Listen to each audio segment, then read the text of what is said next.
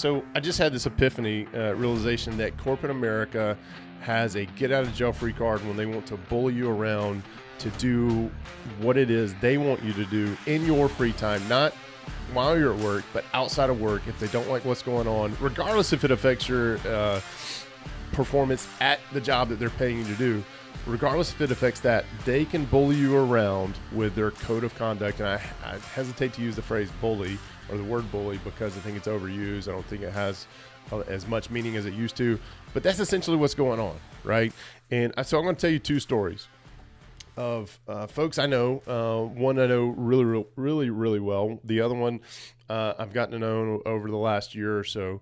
But there's two stories to this, and I'm gonna call one guy John, just to conceal his identity because I don't want to get him in any trouble or bring any highlight to him. But I want to use his story and the other story to help you, right, and help you understand what's happening in corporate America and when this happens, if it happens to you. I get asked all the time, hey, should I tell my boss that I invest in real estate? The answer to that 100% is no. And these two stories are going to give you a reason why. First story, John, right? John's a fictitious name, by the way. He's a guy in the mastermind. He's been in the mastermind for a while. And he has expressed to us, hey, look, my company, and he works for a very large company, works for a very public company. His HR representatives or somebody in the company that came to him and said, look, I understand that you invest in real estate, and just want to let you know that we're opening up some code of conduct investigation on you because we feel like that is interfering with your job. Not that they have proof, not that they can come say, hey, your performance has degraded over the last couple of years or the last 6 months or whatnot. Not because of that, but because they feel like it struck a nerve in the wrong person to say, look, wow, we got to get rid of him. Blah, blah. Yeah, that is my corporate America voice when I want to make fun of higher ups who want to keep you chained to the desk and build their wealth, not yours, right? And that's the voice I'm going to use. But, they came to him. They said, look, we understand you're investing in real estate. That goes against some measurement here of code of conduct that they kind of wanted to point out. And, you're going to be under investigation. So this guy's a family man. He's married. He's got a couple of kids, a couple of young kids. And, I don't know if you've ever been in that situation. I'll tell you one way to not get in that situation is keep your real estate investing activities extremely quiet. Don't put it on social media. Don't tell even your closest coworkers about it. Unless you work for the right company. And there are very few of those out there, right? And I'll get into that here in a minute. But keep it to yourself, right? Long story short, this guy, who's a very talented guy, right? Because once this investigation opened up, he saw the writing on the wall. He came in. He said, you know what? I'm going to update my resume. I'm going to put myself out there, see what happens. And within a couple of weeks, he got a job with Amazon, making more money, making more money. And it is going to cost him a little bit longer hours, but it's going to be a really good move for him, right?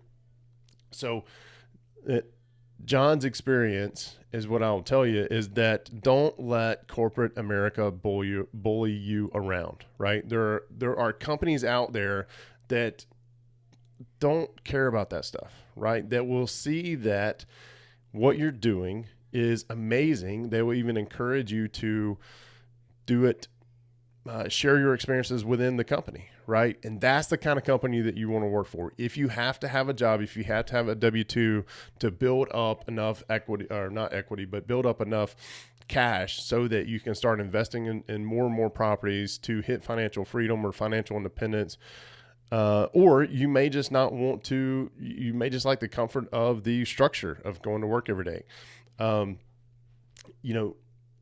Think about that. Think about the company you're working for, and don't let them bully you around. The second story I want to tell you is a little bit more personal to me. Like, it was me. That's what kind of birthed this whole thing with the W2 Capitalist movement. I closed on my first apartment complex. One of my partners unknowingly tagged me in a post on social media.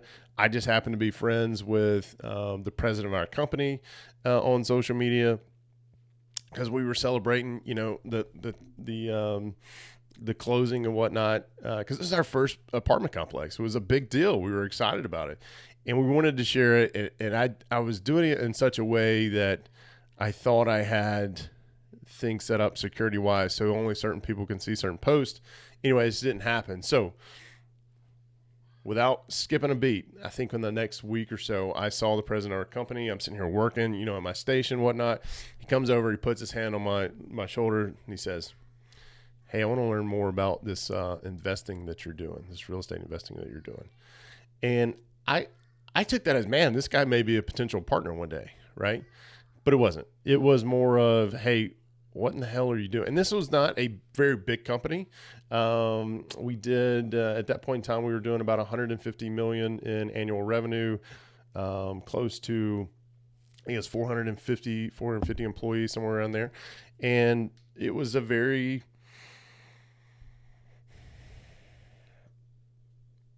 smaller / regional company, right? Now, from that day, from that post that happened, which, by the way, Tim, thank you very much for making that post, because I wouldn't be where I'm at today if you wouldn't have posted that and tagged me. But from that day, there was always these rumors going around that come back to me. Hey, what's his primary gig? Is his primary gig real estate investing and the W-2 is the side hustle, or what? And it even came down to my peers and people like that would still question it, right? And the funny thing is, again, where is the proof, right? You go back and you look at I was account representative. I'm struggling to find the title because it seems like we changed it every year. Every year I'd get a new boss, at least once or twice a year I'd get a new boss, and then the new boss would change the title. Client Success Manager, I think, was the last title that I received. Anyway, or Senior Client Success Manager. Whoa. Yeah, it was one of those things that I would be on conference calls where people think I would have dropped off, and I'd hear them make these comments and all this stuff. But if you look at the proof, if you look at the customers that I had, number one, I had more customers than my colleagues. Number two is I had better retention, but I was the guy who was under scrutiny because of, hey, you got this side hustle going on. You're not all in. I need to hear you say it. You're all in. Say you're all in. I'm all in. If you want me to be all in, pay me like I'm an owner of the company.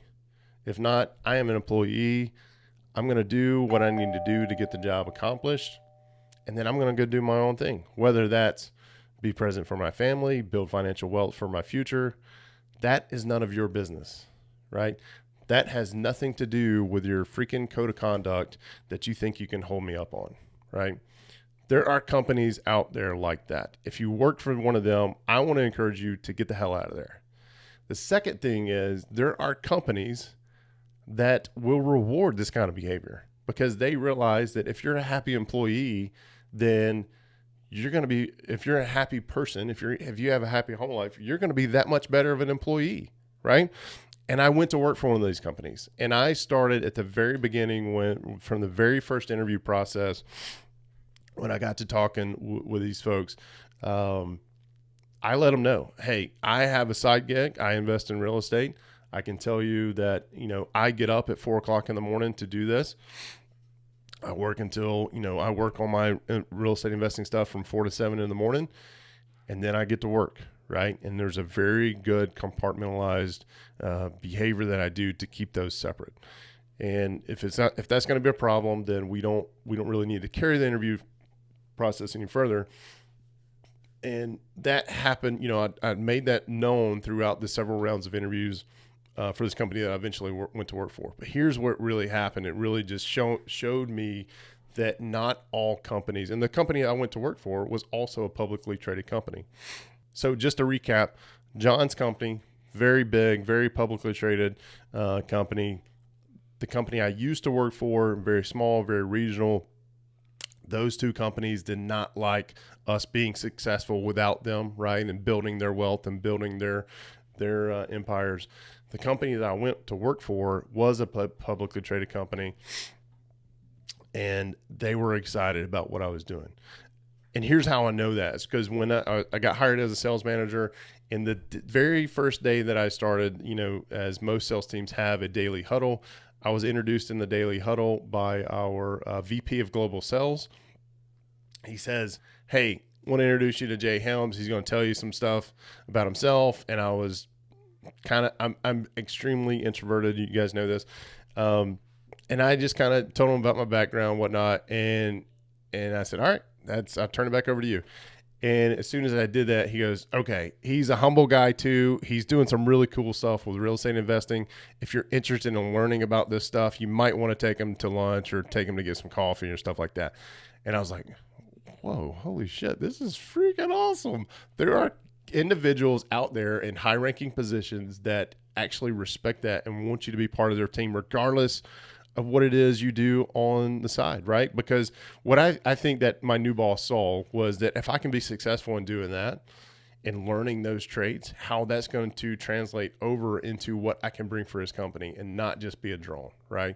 And what I'll tell you is, and I was a COVID-19 layoff, right? May 1st of 2020. What I can tell you though, is in that year that I spent in that company from, and I was laid off from May 1st in 2020, is my last 6 months of being there.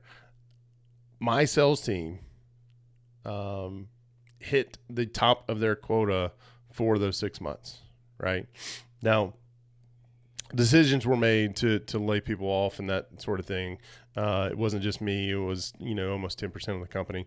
And that happens, right? And while I pissed him on for a couple of days that some other SOB got to keep his job, that's the best thing that's ever happened to me. It's the best thing that's ever happened to me and my family. And I am grateful for that. I'm grateful for that decision that was made and forced upon me because it has helped me tremendously. So I want to recap here is that if you are investing on the side, you have a job, don't talk to your boss about it. Don't talk to your coworkers about it. Don't talk to the people who you think are friends and you work with them. Don't talk to them about it. Don't tell them what you build this thing quietly. And then when you're ready to exit, do so, right? The other thing is don't be scared of what the hell's on a piece of code of conduct paper. There are plenty of companies out there like Amazon, like the company that I went to work for, that reward behavior because they recognize that entrepreneurial spirit within inside you is going to make their organization a much better, and you're gonna have such a better work experience, a better career.